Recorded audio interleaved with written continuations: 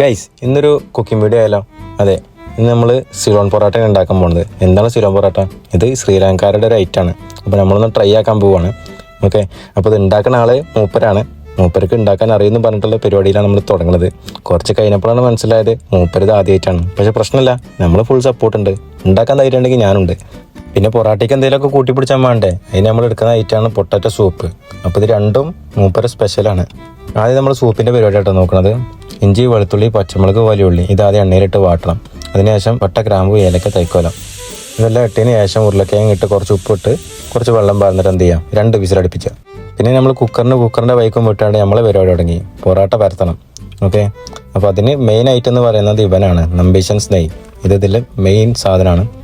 അങ്ങനെ പൊറോട്ട പരത്തി ഒരു മടക്ക് അങ്ങോട്ടും ഒരു മടക്ക് ഇങ്ങോട്ടും അപ്പുറത്തും ഇപ്പുറത്തും തിരിച്ചും മറിച്ചും മടക്കിയിട്ട് എന്ത് ചെയ്യുക, റെസ്റ്റിന് വെക്കുക.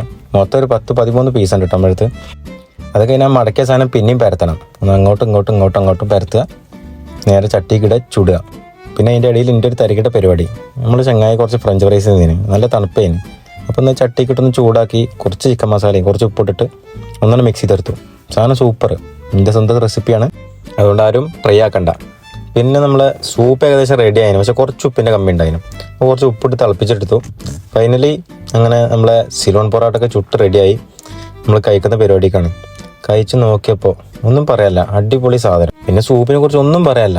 കാരണം നമ്മൾ ഈ മഞ്ഞളും മുളകൊക്കെ ഇട്ട് ഉണ്ടാക്കുന്ന കറിനേക്കാളും എത്രയും ഭേദമാണ് ഇങ്ങനൊരു സിമ്പിളായിട്ടുള്ളൊരു സൂപ്പ് ഉണ്ടാക്കുക എന്നുള്ളത്.